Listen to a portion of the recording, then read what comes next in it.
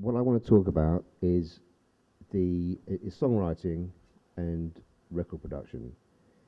And the thing that I think the thing that's slightly different about me is that I kind of do both equally. I didn't, when I started, have that much kind of technical expertise. You know, you didn't know quite how to do it yourself, but you were trusting engineers to interpret that for you.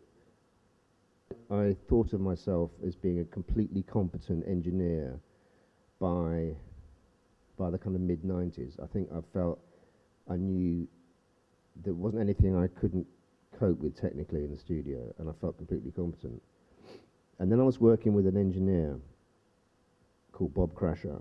To my complete amazement, he was mixing, and we had the bass drum, and he got 10K, the top end, 10K on the EQ, and he put it on maximum.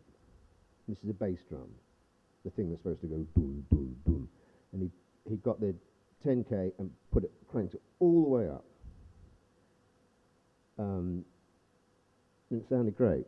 What easy to forget is how it needs to cut in a mix and how you need to hear it in a mix, and it needs loads of top end, and it's sort of slightly counterintuitive. But that was a big sort of penny dropping moment for me, was when I realized that you really do have to only use your ears. I mean, the entertainment has its own sound, you know, and to me, we did it in a studio called the Workhouse, and it was a really dry, acoustically really dry. The walls were all covered in carpet and stuff, you know, it was totally dead.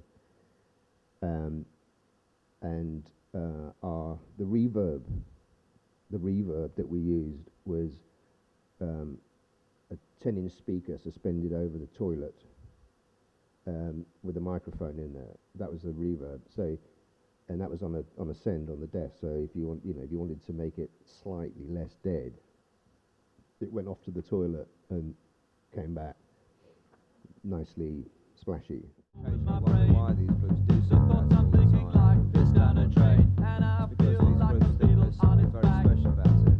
Either that or and there's no way for me to get up. Love will get you like a piece of anthrax.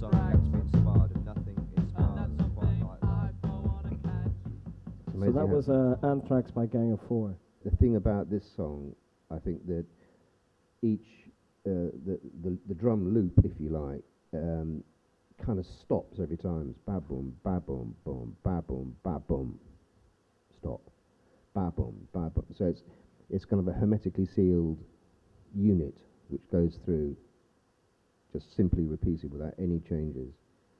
Same with the bass, do do do do do do do do do, and then it's just repeated. So it's sort of demonstrating the pointlessness of change. It's demonstrating that being itself is satisfactory. And then John had these vocals, which is kind of like a slightly perverse, disaffected love song. And then I'm simultaneously critiquing the idea of doing a love song. So, I mean, this became very much a sort of Gang of Four thing that you do, that you have a point of view being expressed, and simultaneously you're trying to understand why it is you're having that point of view.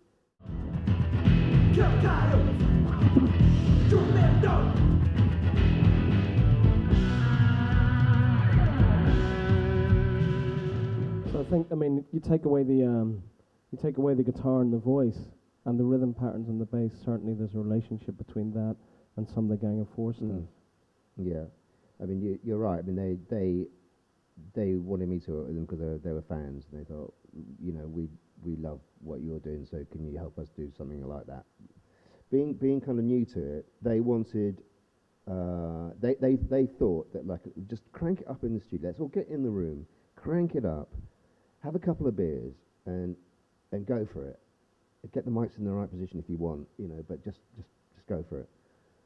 And I'd sort of been doing it for long enough by then to know that there's a little bit more artifice involved in that, and what feels good at the time isn't necessarily going to sound good on the record later. There is a little bit of smoke and mirrors involved, and if something's not tight, it's not going to really groove, and you know, and all that kind of stuff. I think what I did was get them to do the thing which has now become their sort of trademark, the more rapified sort of mid-tempo grooves.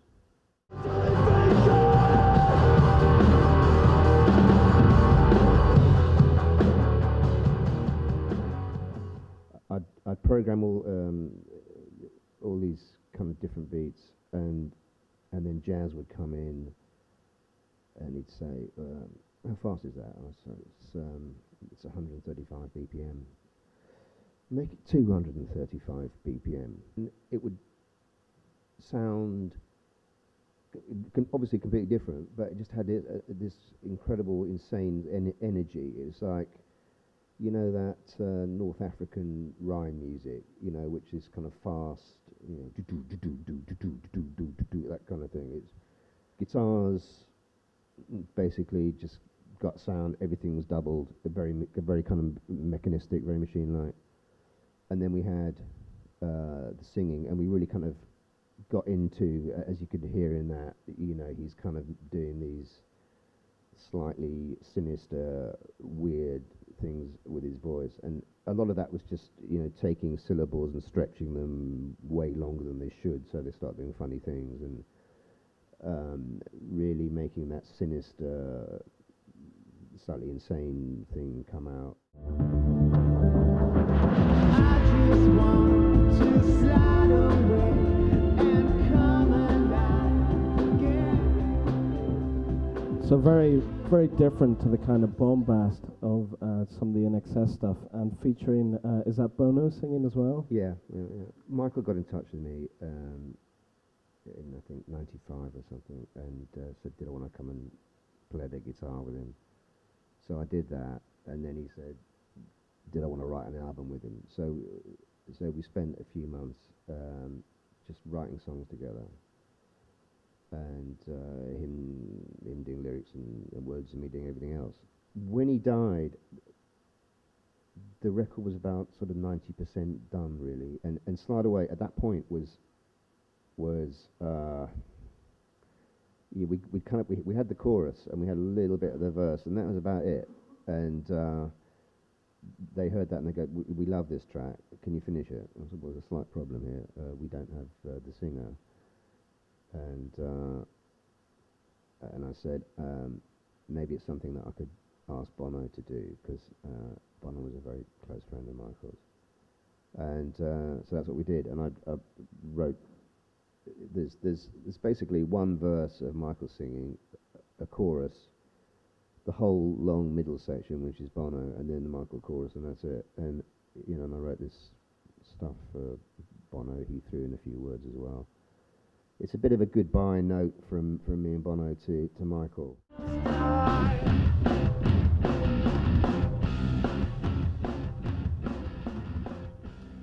So that was the track Exiles by Therapy. So what was it like working with them? They had their songs pretty sorted out, I'd say. That particular track is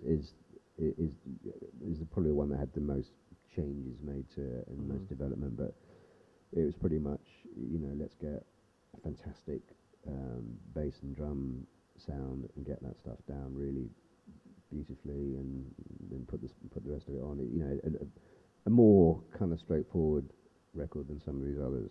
Sure. And as a musician, it must be hard sometimes whenever there are probably other examples where you've heard a song as you're recording it and thought, well, this idea or this vocal would suit perfectly in here, and you bring the idea to the band. They go, no, we like it this other way, and you can hear it in your head already. I think I've learned quite a long time ago that you can make your suggestions, and if they don't go down well, don't you know, drop it. You know. Yeah. there's no point just trying to beat someone into submission over, agreeing with you that your idea is indeed the best.